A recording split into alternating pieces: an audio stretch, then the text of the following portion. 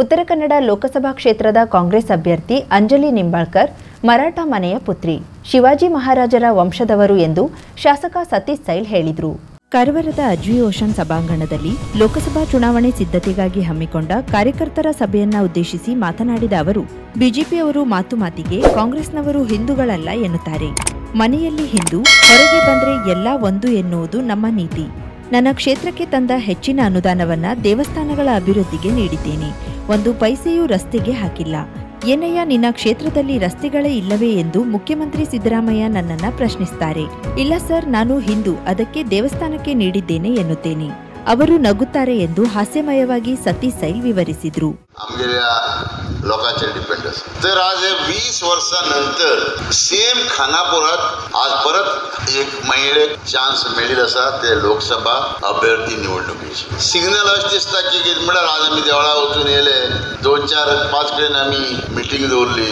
खरोखरच पळोवंक गेल्यार लोकांलो विचार आनी लोकांले मनांतले स्थैर्य आनी धैर्य पळोवन आमकां दिसतालें आमगे डी.के. शिवकुमार आज म्हणलो लगेचांग रियली पळोवंक गेल्यार कितें नाल्यार कितें मेन मात सायनिंग ऑफ पॉझिटिव्हनेस आसा मातसो. आज गणपतीला आशीर्वाद तेमी घेतलो. ಜಿಲ್ಲಾ ಉಸ್ತುವಾರಿ ಸಚಿವ ಮಂಕಾಳ್ ವೈದ್ಯ ಮಾತನಾಡಿ, ಕಾಂಗ್ರೆಸ್ ಸರ್ಕಾರ ರಾಜ್ಯದಲ್ಲಿ 5 ಗ್ಯಾರಂಟಿ ನೀಡಿದ್ದೇವೆ.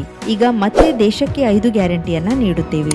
ನುಡಿದಂತೆ ನಡೆದಿದ್ದೇವೆ, ನುಡಿದಂತೆ ನಡೆಯುತ್ತೇವೆ.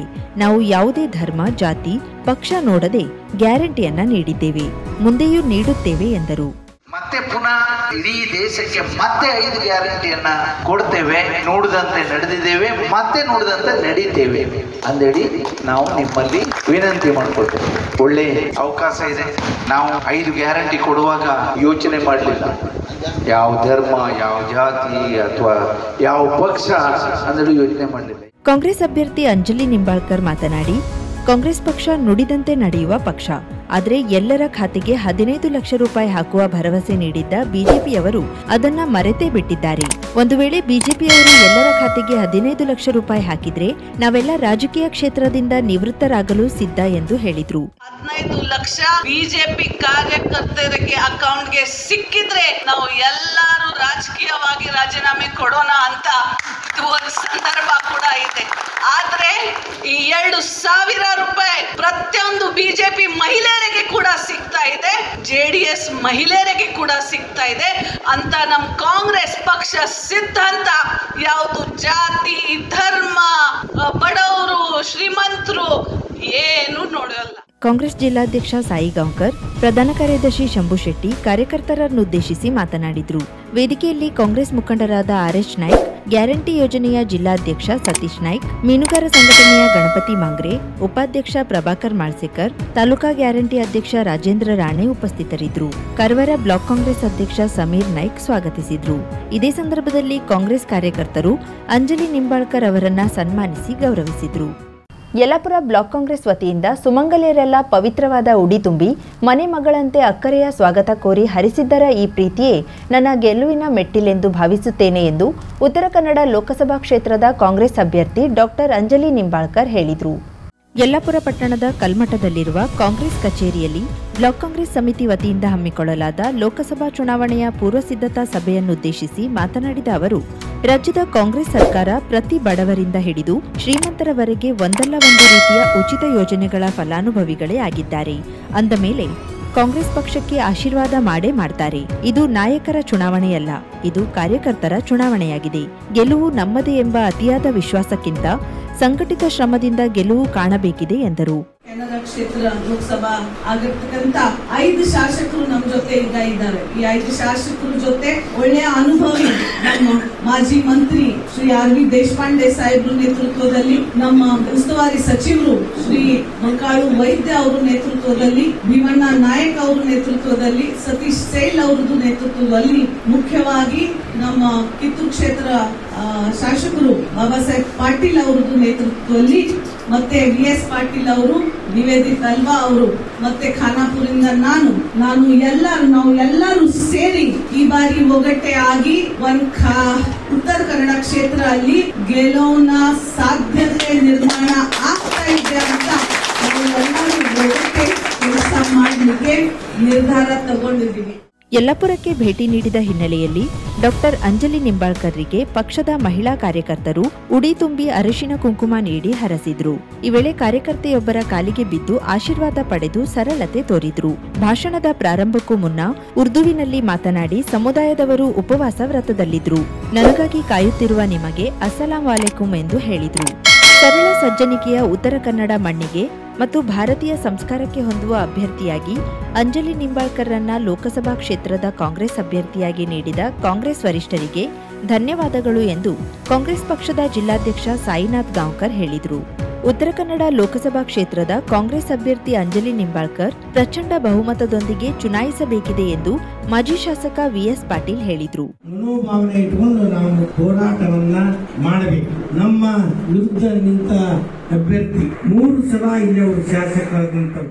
ನಂತರ ಮಾಧ್ಯಮದವರ ಪ್ರಶ್ನೆಗೆ ಉತ್ತರಿಸಿ, ಈ ಭಾಗದ ಜ್ವಲಂತ ಸಮಸ್ಯೆಯಾದ ದಿವಂಗತ ಮಾಜಿ ಪ್ರಧಾನಿ ಅಟಲ್ ಬಿಹಾರಿ ವಾಜಪೇಯಿ ಉದ್ಘಾಟಿಸಿದ ಹುಬ್ಬಳ್ಳಿ ಅಂಕೋಲಾ ರೈಲ್ವೆ ಯೋಜನೆಯ ಅನುಷ್ಠಾನಕ್ಕೆ ಪ್ರಾಮಾಣಿಕ ಪ್ರಯತ್ನ ಮಾಡ್ತೇನೆ.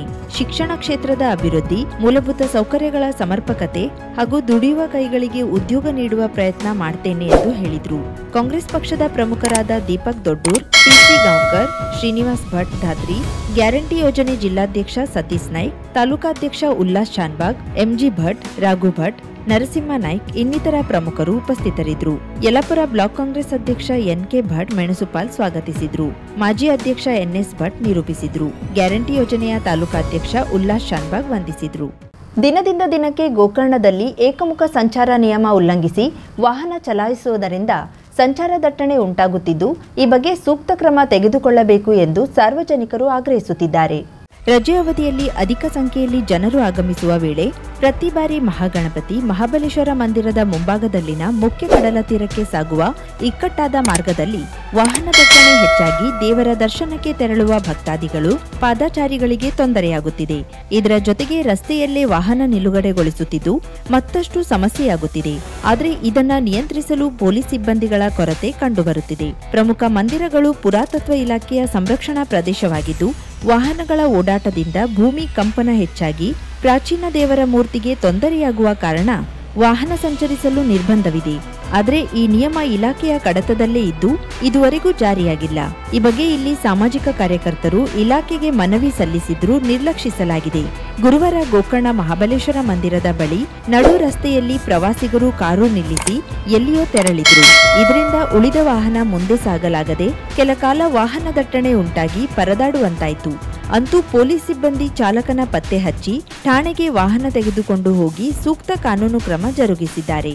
ಇದರಂತೆ ಹಲವೆಡೆ ವಾಹನಗಳನ್ನ ನಿಲುಗಡೆಗೊಳಿಸಿ ತೆರಳುವವರ ಮೇಲೆ ನಿಗಾ ಇಟ್ಟು ದಂಡ ವಿಧಿಸಿ ಎಚ್ಚರಿಸುವ ಕಾರ್ಯವೂ ಆಗಬೇಕಿದ್ದು, ಇದರ ಜೊತೆಗೆ ವಾಹನ ನಿಲುಗಡೆಗೊಳಿಸುವ ಸ್ಥಳವನ್ನ ಸೂಚಿಸುವ ನಾಮಫಲಕವನ್ನು ಅಳವಡಿಸಬೇಕಿದೆ. ಮುಂಜಾನೆಯಿಂದ ಮಧ್ಯಾಹ್ನದವರೆಗೂ ಕರ್ತವ್ಯದಲ್ಲಿರುವ ಪೊಲೀಸ್ ಸಿಬ್ಬಂದಿ 10 ನಿಮಿಷ ಊಟಕ್ಕೆ ತೆರಳಿದ್ರೆ ಅದೇ ವೇಳೆ ಏಕಮುಖ ಸಂಚಾರ ನಿಯಮ ಮುರಿದು ವಾಹನವನ್ನ ಚಲಾಯಿಸುತ್ತಾರೆ. ಇಂಥವರ ಮೇಲೆ ಕ್ರಮ ತೆಗೆದುಕೊಳ್ಳಲು ಸಿಸಿಟಿವಿ ಅಳವಡಿಸಿ ನಿಯಮ ಉಲ್ಲಂಘಿಸಿದವರ ಮೇಲೆ ದಂಡ ವಿಧಿಸುವ ಕಾರ್ಯ ಆಗಬೇಕಿದೆ. ಏಕಮುಖ ಸಂಚಾರದ ಕುರಿತು ಮಾಹಿತಿ ನೀಡುವ ನಾಮಫಲಕವನ್ನ ದೊಡ್ಡದಾಗಿ ಎಲ್ಲೆಡೆ ಅಳವಡಿಸಬೇಕಿದೆ ಎನ್ನುವ ಅಭಿಪ್ರಾಯ ಕೇಳಿಬಂದಿದೆ. ಕರಾವಳಿ ಮುಂಜಾವು ಡಿಜಿಟಲ್ ನ್ಯೂಸ್, ವಿನಾಯಕ್ ಶಾಸ್ತ್ರಿ, ಗೋಕರ್ಣ. ಮಹಿಳೆಯರು ಸಾಧನೆ ಮಾಡಿದಾಗ ಅವರನ್ನ ಪ್ರೋತ್ಸಾಹಿಸುವುದರ ಜೊತೆಗೆ ನೊಂದ ಮಹಿಳೆಯರಿಗೆ ನೆರವು ನೀಡುವ ಪ್ರವೃತ್ತಿಯೂ ಹೆಚ್ಚಾಗಬೇಕು ಎಂದು ಹೆಚ್ಚುವರಿ ಸಿವಿಲ್ ಹಾಗೂ ಜೆಎಂಎಫ್ಸಿ ನ್ಯಾಯಾಧೀಶೆ ಅರ್ಪಿತಾ ಬೆಲ್ಲದ್ ಹೇಳಿದರು. ಅಂಕೋಲಾ ತಾಲೂಕಾ ಆರೋಗ್ಯ ಕೇಂದ್ರದ ಸಭಾಭವನದಲ್ಲಿ ತಾಲೂಕಾ ಕಾನೂನು ಸೇವಾ ಸಮಿತಿ, ವಕೀಲರ ಸಂಘ, ಮಹಿಳಾ ಮತ್ತು ಮಕ್ಕಳ ಅಭಿವೃದ್ಧಿ ಇಲಾಖೆ, ಆರೋಗ್ಯ ಮತ್ತು ಕುಟುಂಬ ಕಲ್ಯಾಣ ಇಲಾಖೆ ಅಂಕೋಲಾ ಹಾಗೂ ವಿವಿಧ ಇಲಾಖೆಗಳ ಸಂಯುಕ್ತಾಶ್ರಯದಲ್ಲಿ ಆಯೋಜಿಸಿದ್ದ ಅಂತಾರಾಷ್ಟ್ರೀಯ ಮಹಿಳಾ ದಿನಾಚರಣೆ ಕಾರ್ಯಕ್ರಮವನ್ನು ಉದ್ಘಾಟಿಸಿ ಮಾತನಾಡಿ, ಮಹಿಳೆಯರು ಪುರುಷರಷ್ಟೇ ಸಮಾನರಾಗಿ ಮುಂದುವರೆಯುತ್ತಿರುವುದನ್ನ ಹಲವಾರು ಕ್ಷೇತ್ರದಲ್ಲಿ ಕಾಣುತ್ತಿದ್ದೇವೆ. ಇತ್ತೀಚೆಗೆ ಮಹಿಳಾ ಐಪಿಎಲ್ ಗೆದ್ದ ಆರ್ಸಿಬಿ ಮಹಿಳಾ ತಂಡದ ಸಾಧನೆ ಏನೂ ಕಡಿಮೆ ಏನಿಲ್ಲ. ಆದರೆ ಅವರ ಸಾಧನೆಗೆ ಸಿಕ್ಕ ಪ್ರಚಾರ ಮತ್ತು ಪ್ರೋತ್ಸಾಹ ತೀರಾ ಕಡಿಮೆಯಾಯಿತು ಎನ್ನುವುದು ವಿಷಾದನೀಯ. ಮಹಿಳಾ ದಿನಾಚರಣೆ ಕೇವಲ ಆಚರಣೆಗೆ ಸೀಮಿತವಾಗಿರಬಾರದು. ಪ್ರತಿದಿನವೂ ಮಹಿಳೆಯರಿಗೆ ಗೌರವ ಸಿಗುವಂತಾಗಬೇಕು ಎಂದರು. ಸಮಾನವಾದ ಅವಕಾಶ ಸಿಗಬೇಕು. ಮಹಿಳೆಯರಿಗೂ ಸಹ ಯಾರು ಸಹ ಕಮ್ಮಿ ಇಲ್ಲ, ನಾವು ಪುರುಷರಿಗಿಂತ ನಾವು ಸಹ ಅವರಿಗೂ ಸಹ ಸಮಾನವಾಗಿ ಇದೀವಿ ಅಂತ ಎಲ್ಲರೂ ತೋರಿಸ್ಕೊಡ್ತಾ ಇದ್ದಾರೆ. ಈಗಿನ ಕಾಲ ತುಂಬಾ ಬದಲಾಗ್ತಾ ಬಂದಿದೆ. ಮಹಿಳೆಯರನ್ನ ಕೀಳಾಗಿ ನೋಡೋ ಕಾಲ ಹೊರಟೋಗಿದೆ. ಈಗ ಪ್ರತಿ ಸಲ ಎಲ್ಲರೂ ಪ್ರೋತ್ಸಾಹ ಮಾಡ್ತಾ ಇದ್ರು, ಸೋಲಿ ಗೆಲ್ಲಿ ಹುಡುಗರಿಗೆ ಈ ಸಲ ಕಪ್ ನಮ್ದೇ ಅಂತ. ಆದ್ರೂ ಸಹ ಒಂದು ಗೌರವ ಕೊಟ್ಟವರು ಆಡಿ ಒಂದ್ ಕಪ್ ತಂದು ಕೊಡೋದಕ್ಕೆ ಆಗ್ತಾ ಇಲ್ಲ. ಅದೇ ರೀತಿ ಹುಡುಗಿರಿಗೆ ಯಾವುದೇ ಪ್ರೋತ್ಸಾಹ ಇಲ್ಲ, ಆದ್ರೂ ಸಹ ಅವರು ಚೆನ್ನಾಗಿ ಆಡಿ ಮೋಸ್ಟ್ಲಿ ನಾನು ಅನ್ಕೋತೀನಿ ಯಾರು ಸಹ ಟಿವಿದಲ್ಲಿ ಮಹಿಳೆಯರ ಪಂದ್ಯಾವಳಿನ ನೋಡಿರೋದಿಲ್ಲ. ಜಿಲ್ಲಾ ನೋಟರಿಗಳ ಸಂಘದ ಅಧ್ಯಕ್ಷ ನ್ಯಾಯವಾದಿ ನಾಗಾನಂದ್ ಭಂಟ ಉಪನ್ಯಾಸ ನೀಡಿ ಮಹಿಳೆಯರ ಸಾಧನೆಗಳನ್ನ ಪ್ರೋತ್ಸಾಹಿಸುವುದರ ಜೊತೆಗೆ ಮಹಿಳೆಯರ ಸಮಸ್ಯೆಗಳಿಗೆ ಸ್ಪಂದಿಸಬೇಕಾದ ಅವಶ್ಯಕತೆಯೂ ಇದೆ ಎಂದು ಹೇಳಿದರು.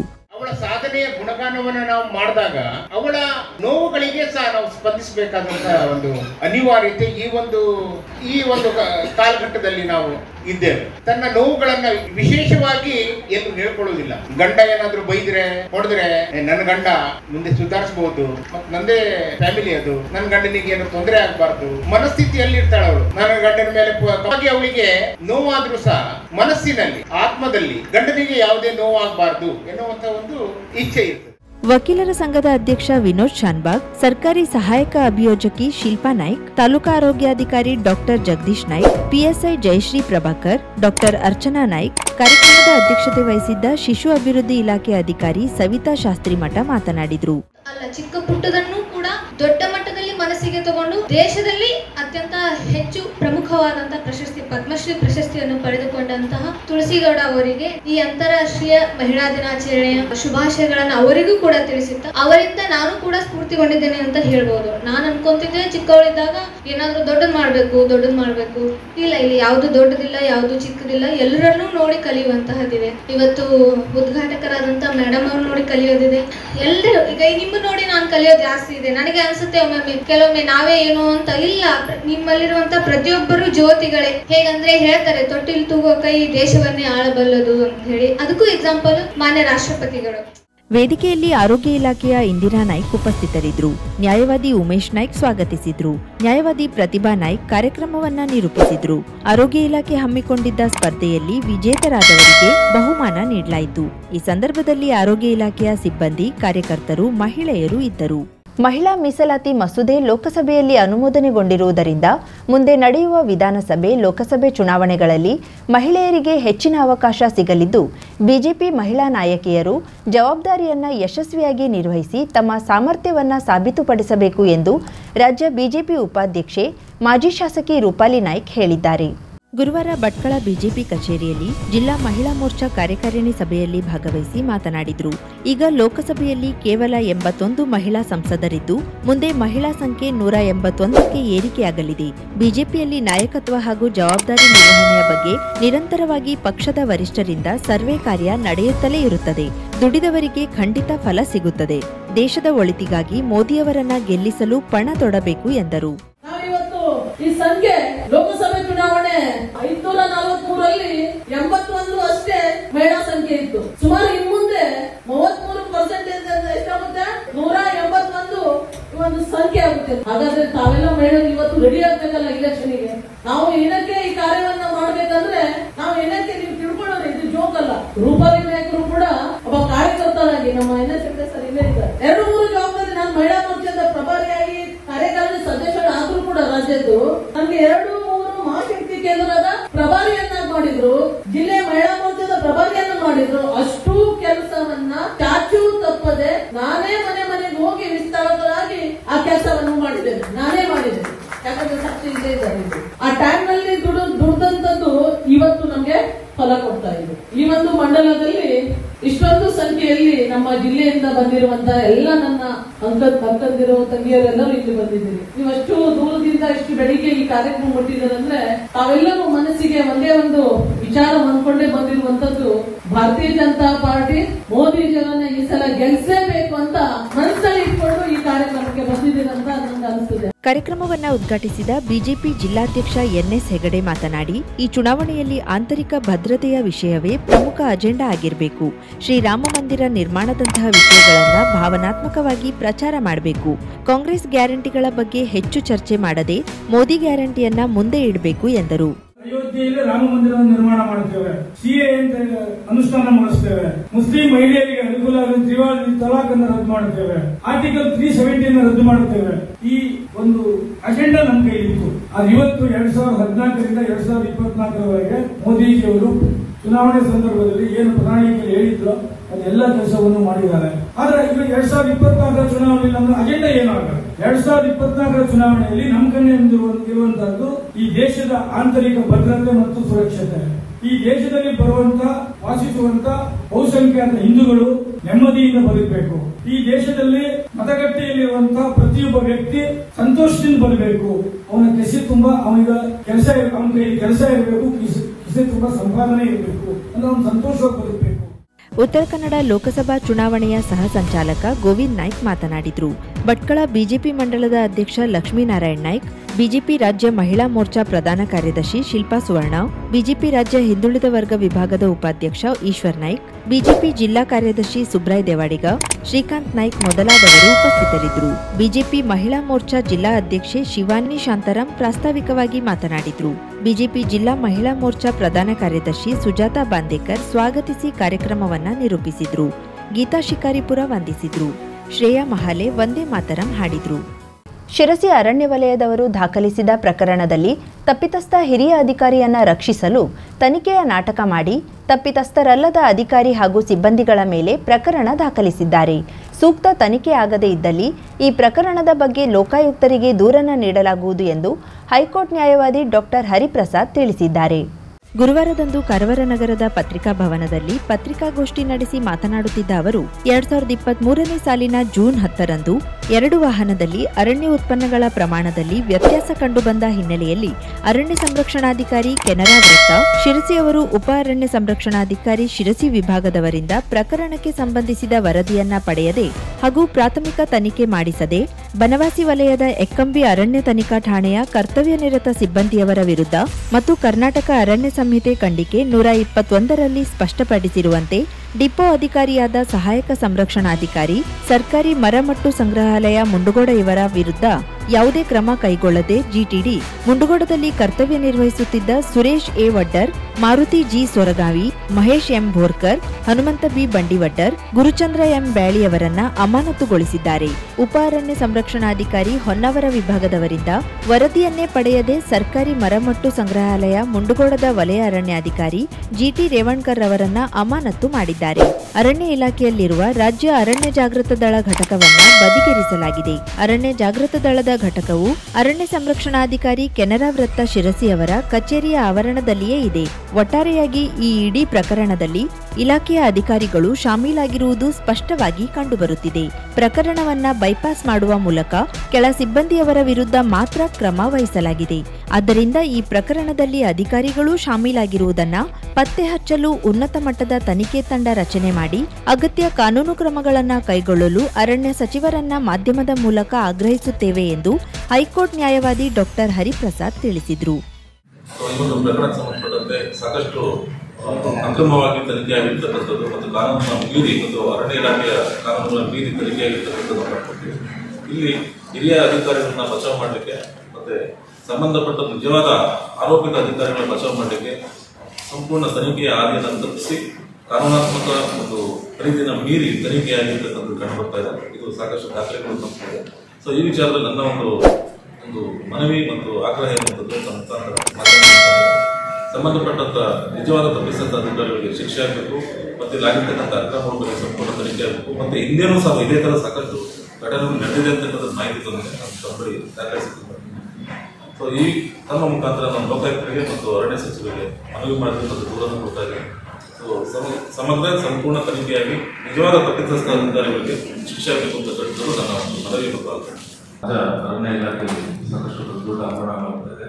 ಅದೇ ರೀತಿ ನಮ್ಮ ಒಂದು ಕಾರವಾರ ಜಿಲ್ಲೆಯ ಯಲ್ಲಾಪುರ ವಿಭಾಗದ ಮುಂಡಗೋಡ ಒಂದು ಅರಣ್ಯ ವ್ಯಾಪ್ತಿಯಲ್ಲಿ ಸಹ ಒಂದು ದೊಡ್ಡ ಹಗರಣ ಆಗಿದ್ದರೆ ನಾವು ಕಾಣ್ತೀವಿ. ಸೊ ಈ ವಿಚಾರಕ್ಕೆ ನಾನು ಎಕ್ಸ್ಪ್ಲೈನ್ ಮಾಡಿಕೊಟ್ಟಾಗ ಈ ಒಂದು ಮುಂಡಗೋಡ ಗೌರ್ಮೆಂಟ್ ಇಂಪೋರ್ಟ್ ಡಿಪೋನಲ್ಲಿ ಸೊ 9ನೇ ತಾರೀಕು 6ನೇ ತಿಂಗಳು ಸೊ ಒಂದು ಪ್ರಕರಣ ಆಗಿದೆ. ಸೊ ಒಂದು ಪ್ರಕರಣ ಸಂಬಂಧಪಟ್ಟಂತೆ ನಾನು ಡಾಕ್ಯುಮೆಂಟ್ ಸಮೇತ ಮೇಲೆ ಕೊಡ್ತೀನಿ. ಇಲ್ಲಿ ಅರಣ್ಯ ಉತ್ಪನ್ನಗಳೆಲ್ಲ ಹರಾಜು ನಂತರದಲ್ಲಿ ಹರಾಜು ಪ್ರಕ್ರಿಯೆ ಮುಗಿದ ನಂತರದಲ್ಲಿ ಸೊ ಸಿಬ್ಬಂದಿಗಳು ಸಂಬಂಧಪಟ್ಟಂತೆ ಸಿಬ್ಬಂದಿ ಲೈಸೆನ್ಸ್ ಕೊಡ್ತಾರೆ, ಪ್ರೊಸೀಜರ್ ಪ್ರಕಾರ ಆಗುತ್ತೆ. ಸಂಜೆ 6:30 ಡಿಪೋಲ್ ಇರ್ತಕ್ಕಂಥ ಐಟಮ್ಸ್ಗಳು ಶಿಫ್ಟ್ ಆಗುತ್ತೆ 2 ಲಾರಿಗಳಲ್ಲಿ. ಸೊ ಈ ಶಿಫ್ಟ್ ಆದ ನಂತರದಲ್ಲಿ ನೆಕ್ಸ್ಟ್ ಫಸ್ಟ್ ಬನವಾಸಿ ವಲಯ ವ್ಯಾಪ್ತಿ ಎಕ್ಕುಂಬಿ ಫಾರೆಸ್ಟ್ ಚೆಕ್ ಪೋಸ್ಟ್ ನಲ್ಲಿ 2 ಲಾರಿಗಳು ಪಾಸ್ ಆಗ್ತದೆ ಅರಣ್ಯ ಉತ್ಪನ್ನಗಳನ್ನು ತಗೊಂಡು. ಸೊ ಇಲ್ಲಿ ಆ ಒಂದು ಅರಣ್ಯ ವ್ಯಾಪ್ತಿಯಲ್ಲಿ ಅಧಿಕಾರಿಗಳು, ಅಲ್ಲಿ ಫಾರೆಸ್ಟ್ ಚೆಕ್ ಪೋಸ್ಟ್ ಇರ್ತಕ್ಕಂಥ ಅಧಿಕಾರಿಗಳು ಯಾವುದೇ ಒಂದು ಚೆಕ್ ಮಾಡಬೇಕು, ತಪಾಸಣೆ ಮಾಡಿದ್ರೆ ಆ ಗಾಡಿ ನಮಗೆ 2 ಲಾರಿಗಳು ಪಾಸ್ ಮಾಡ್ತಾರೆ. ನಂತರದಲ್ಲಿ ಲಾರಿಗಳು ಶಿರ್ಸಿ ವಲಯಕ್ಕೆ ಹೋದಂತ ಸಂದರ್ಭದಲ್ಲಿ ಅಲ್ಲಿ ಆರೋಪ ಗಾಡಿಗಳು ಎಂದು ತಪಾಸಣೆ ಮಾಡುವಂತ ಸಂದರ್ಭದಲ್ಲಿ ಏನು ಹರಾಜು ಅಥವಾ ಪರ್ಮಿಟ್ ಮಾಡುವಂತ ಸಂದರ್ಭದಲ್ಲಿ ಇಲ್ಲೇನು ವಸ್ತುಗಳು ನಿಗದಿ ಮಾಡಿದ್ದಾರೆ ಅಥವಾ ಮಾನ ನಿಗದಿ ಮಾಡಿದ್ರೆ ಇಲ್ಲಿ ತುಂಬಾ ಅಜಗಜಾಂತರ ವ್ಯತ್ಯಾಸ ಕಂಡು ಬರ್ತಕ್ಕಂಥದ್ದು ಅಲ್ಲೇ ಆರೋಪ ಶಿರ್ಸಿ ವಲಯದ ಆರೋಪ. ಶುಭಾರಂಭಗೊಂಡಿದೆ ಹೊನ್ನಾವರದಲ್ಲಿ ನೂತನ ಜವಳಿ ಮಳಿಗೆ. Shri Mallikarjuna silks, bank road, Honnavar.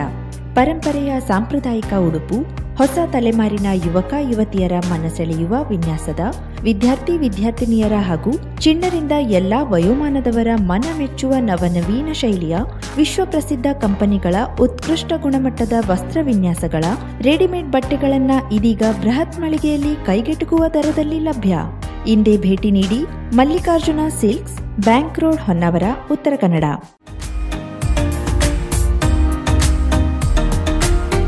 Milan enterprises ಬೃಹತ್ ಎಲೆಕ್ಟ್ರಾನಿಕ್ ಹಾಗೂ ಫರ್ನಿಚರ್ ಮಳಿಗೆ. ಉತ್ತರ ಕನ್ನಡ ಜಿಲ್ಲೆಯಲ್ಲೇ ಅತಿ ಹೆಚ್ಚು ಮಳಿಗೆಗಳನ್ನ ಹೊಂದಿರುವ, ಅತಿ ಹೆಚ್ಚು ಸಂತೃಪ್ತ ಗ್ರಾಹಕರನ್ನ ಹೊಂದಿರುವ ಮೂಲಕ ಹೆಗ್ಗಳಿಕೆಗೆ ಪಾತ್ರವಾಗಿರುವ ಏಕೈಕ ಸಂಸ್ಥೆ ಮಿಲನ್ ಎಂಟರ್ಪ್ರೈಸಸ್. ನಮ್ಮ ಮಳಿಗೆಗಳಲ್ಲಿ ಪ್ರಸಿದ್ಧ ಕಂಪನಿಗಳ electronic refrigerator, washing machine, LED TV, ಎಸಿಗಳು ಲಭ್ಯ.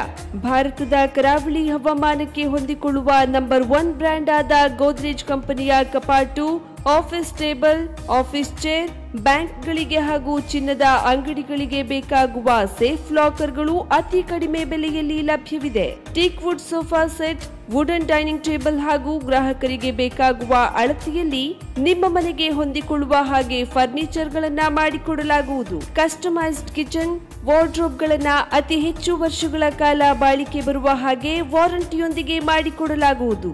ನಮ್ಮಲ್ಲಿ ಡ್ಯೂರಾಫ್ಲೆಕ್ಸ್, ಗೋದ್ರೇಜ್ ಕಂಪನಿಯ memory foam mattress, orthopaedic mattress, spring ಮ್ಯಾಟ್ರೆಸ್ಗಳು ಕಡಿಮೆ ಬೆಲೆಯಲ್ಲಿ ಲಭ್ಯ. ವಿವಿಧ ಕಂಪನಿಗಳ ನವೀನ ಮಾದರಿಯ ಮಿಕ್ಸರ್, ಗ್ರೈಂಡರ್, ಫ್ಯಾನ್, ಕುಕ್ಕರ್, ತವಾ, ಫ್ಲಾಸ್ಕ್, ಮೈಕ್ರೋ ಓವೆನ್ಗಳು ಲಭ್ಯವಿದೆ. 0% ಬಡ್ಡಿಯೊಂದಿಗೆ ಸ್ಥಳದಲ್ಲಿಯೇ ಬಜಾಜ್ ಫೈನಾನ್ಸ್ ನಿಂದ ಸಾಲ ಸೌಲಭ್ಯವಿದೆ. ಮಿಲನ್ ಎಂಟರ್ಪ್ರೈಸಸ್ ನಲ್ಲಿ ಖರೀದಿ ಮಾಡುವ ಗ್ರಾಹಕರಿಗೆ ಡಿಸ್ಕೌಂಟ್ ಮತ್ತು ಗಿಫ್ಟ್ ಜೊತೆಗೆ ಪ್ರತಿ 2,000 ರೂಪಾಯಿಗಳ ಖರೀದಿಗೆ ಒಂದು ಬಂಪರ್ ಲಕ್ಕಿ ಡ್ರಾ ಕೂಪನ್ ನೀಡಲಾಗುವುದು. ಈ ಲಕ್ಕಿ ಡ್ರಾ ನಲ್ಲಿ 7 ಲಕ್ಷದವರೆಗೆ ಬಹುಮಾನ ಗೆಲ್ಲುವ ಅವಕಾಶ ನಿಮ್ಮದಾಗಿರುತ್ತದೆ.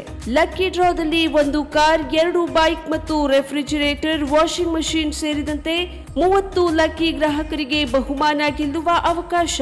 ಗ್ರಾಹಕರ ಸಂತೃಪ್ತಿಗೆ ನಮ್ಮ ಮೊದಲ ಆದ್ಯತೆ ಎನ್ನುವುದು ಮಿಲನ್ ಎಂಟರ್ಪ್ರೈಸಸ್ನ ವಾಕ್ಯ. ಉತ್ತರ ಕನ್ನಡ ಜಿಲ್ಲೆಯ ನಮ್ಮ ಶೋರೂಮ್ಗಳಾದ ಮುಲ್ಲಾ ಸ್ಟಾಪ್ ಹತ್ತಿರ Kodibag road, Kajubag, Karwar. Agriculture office ಎದುರುಗಡೆ ಮಾಸ್ತಿಕಟ್ಟೆ ರೋಡ್, ಹೊನ್ನಾವರ. ಸೀಮಾ ಕಾಂಪ್ಲೆಕ್ಸ್ ಹತ್ತಿರ Moni Basti main road, Bhatkal. Indian Bank ಎದುರು CP Bazar road, Sirsi. JS building, JN road, Dandeli. KS building, Motikeri road, Haliyal. ಇಲ್ಲಿಗೆ ತಪ್ಪದೇ ಭೇಟಿ ನೀಡಿ ಸಂತೃಪ್ತರಾಗಿ.